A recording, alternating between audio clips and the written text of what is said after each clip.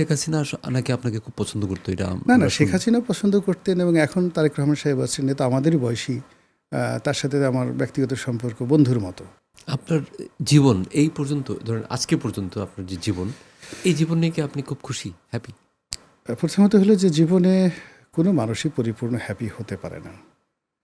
তবে আমার জীবনের অন্য সবার সেটা ব্যতিক্রম হলো আমার জীবনে কোনো রিগ্রেট নেই, যেটিকে বলা হয় দুঃখবোধ, অনুশোচনা, এটা পেলাম না, এরকম কোনো জিনিস সিঙ্গেল নেই।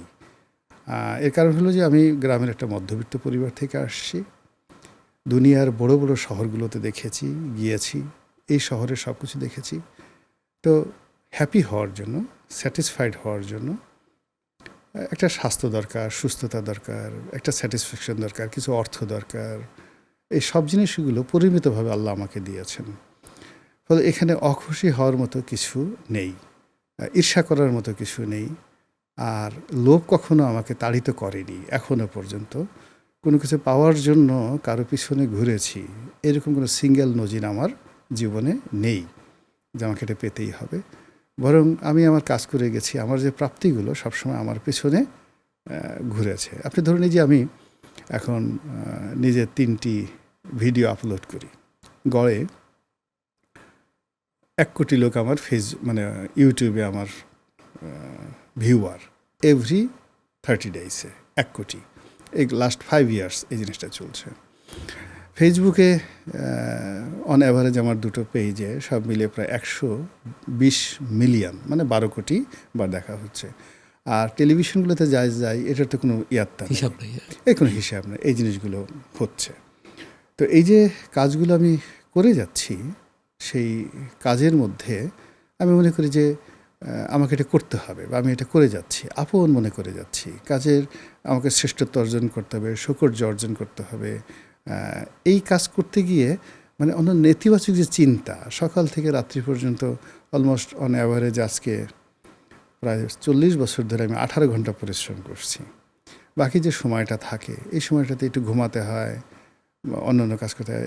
এখন অন্যের নেতিবাচক চিন্তা করার কোনো সময় নেই, বা নিজের সম্পর্কেও নেতিবাচক চিন্তা করবো যে আমার এটা নাই, ওটা নাই, এটা দরকার, ওটা দরকার, এগুলো আমার কখনই হয়নি, কখনই হয় না। আমি আমার মতো করে কাজ করে যাচ্ছি। এখন যেটা বলতেছিলাম যে ধরুন এই যে টেলিভিশনে যারা টকশো করে, আমি শুনি যে অনেকে টকশোর গেস্ট হওয়ার জন্য প্রযোজককে টেলিফোন করে, মালিকদের সাথে সম্পর্ক রাখে, বাসায় বড় বড় পার্টি করে, অনেকে যারা টেলিভিশনের হোস্ট তাদেরকে উপহার দেয়।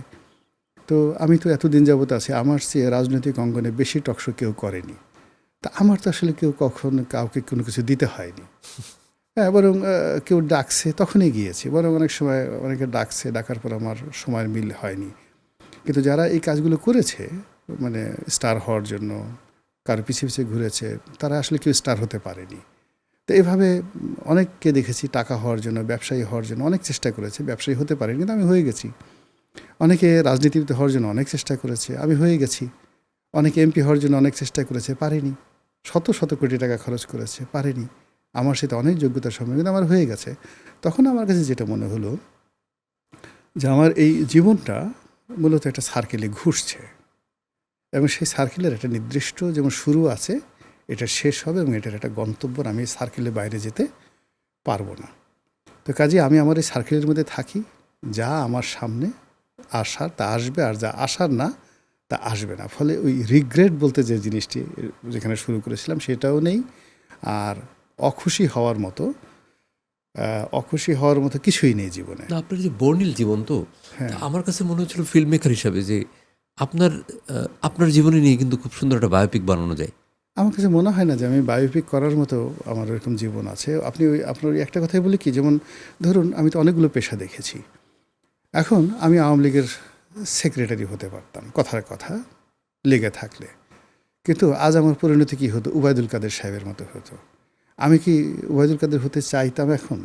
তার চেয়ে বরং আমার কাছে মনে হয় যে আওয়ামী লীগের সাথে আমার যতটুকু সফলতা আছে, ওটা নিয়ে আমি যে এখন পর্যন্ত আছি, it is better than Obaidul Quader. আবার ধরুন মির্জা ফখরুল সাহেবের কথা, আমি বিএনপিতে মির্জা ফখরুল হতে পারতাম, কথার কথা। এখন মির্জা ফখরুল সাহেব এই কাজ করে 300-400 মামলা ঠামলা খেয়ে বেচারা বুড়ো হয়ে এখন যায় অবস্থা। আবার এখন ওনাকে মন্ত্রী বানানো হয়েছে, ওনার উপর একজন প্রতিমন্ত্রী দেওয়া হয়েছে, হি ইজ ভেরি পাওয়ারফুল। ফলে এই ভদ্রলোক একটা নিয়ামত এতগুলো পদ পাওয়ার পরও ওনার কাছে মনে হচ্ছে না যে সে হ্যাপি। তা আমার কাছে মনে হলো তার চেয়ে আমি যে বিএনপির একজন সমর্থক হিসেবে আছি, টকশো করে ঘুরে বেড়াচ্ছি, মুক্ত বিহঙ্গের মতো ঘুরে বেড়াচ্ছি, এটাই আমার কাছে ভালো। বিগত প্রধানমন্ত্রী শেখ হাসিনা নাকি আপনাকে খুব পছন্দ করতো, এটা না, শেখ হাসিনা পছন্দ করতেন, এবং এখন তারেক রহমান সাহেব আছেন, এটা আমাদেরই বয়সী। তার সাথে আমার ব্যক্তিগত সম্পর্ক বন্ধুর মতো। এরশাদ সাহেবের সঙ্গে আমার সম্পর্ক, মানে আমি ৮৬ থেকে এ পর্যন্ত যত রাজপুরুষ আছে, ধরেন টপ 10, এই সব রাজপুরুষের সঙ্গে আমার পারিবারিক সম্পর্ক। তারা আমার বাসায় এসছে, আমি তাদের বাসায় গেছি, তাদের সঙ্গে আমার যে সম্পর্কটা একান্তভাবে ব্যক্তিগত। যত ৮৬ থেকে এই পর্যন্ত আপনি শীর্ষ প্রতি বছর যে 10 জন টপ থাকে, তাদের সবার সঙ্গে আমার ওইরকম সম্পর্ক। এখনও এই ক্যাবিনেটে এমন কোনো প্রধানমন্ত্রী থেকে শুরু করে এমন কোনো মন্ত্রী নেই যে আমি টেলিফোন করব এবং বলবো যে আমার বাসায় দুপুরের কটা ডাল ভাত খাবেন। ওটা রিগ্রেট করার মতো কোনো মন্ত্রী এই মুহূর্তে নেই বাংলাদেশে। আওয়ামী লীগ জমানাতেও ছিল না। কিন্তু তাহলে আপনার, মানে আমার যেটা প্রশ্ন সেটা হচ্ছে যে আমি মনে করেছিলাম যে আপনি হয়তো এবার ইলেকশনে দাঁড়াবেন। আমার ভালো লাগেনি। আমি ইলেকশনে 2014 সনই হলো কি, মানে আমার যখন আমি এমপি ছিলাম, তো এমপি থাকার পর আমি দেখলাম যে আমি এই জিনিসটা এনজয় করছি না, আমার ভালো লাগছে না। আমি যেমন ব্যবসা করেছি, ব্যবসা করে একটা গার্মেন্টস দিলাম, আমার মনে হলো যে গার্মেন্টসের এই ব্যবসাটা আমার ভালো লাগছে না। টাকা উপার্জন হচ্ছে কিন্তু আমার ভালো লাগছে না, খুব কষ্ট হচ্ছে। তো আমি 2014 সনে আসলে আওয়ামী লীগের মনোনয়নটা কিনিনি। সামহাও 2018 সনে ওই যেটা হয়, বিভিন্ন মানুষের ইনফ্লুয়েন্স, কান্নাকাটি, নেতাকর্মীদের প্রভাব, আমি আওয়ামী লীগের মনোনয়নটা চাইলাম। তো যেহেতু 14 সনে আওয়ামী লীগ মনোনয়ন আমি চাইনি, এই জন্য তারা বলতে গেলে অপমান বোধ করছে। অপমান বোধ করে 2018 সনে আমাকে মনোনয়নটা দেওয়া হলো না।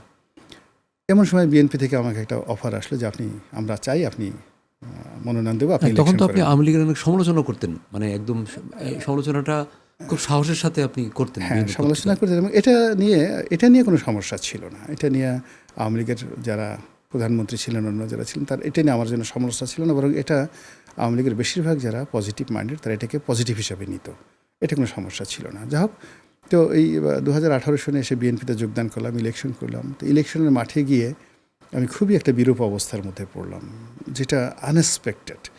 তখন আমার কাছে মনে হলো যে আমি আসলেই, মানে এই স্ট্রেস নিয়ে আমি আর পক্ষে আসলে রাজনীতি করা সম্ভব না।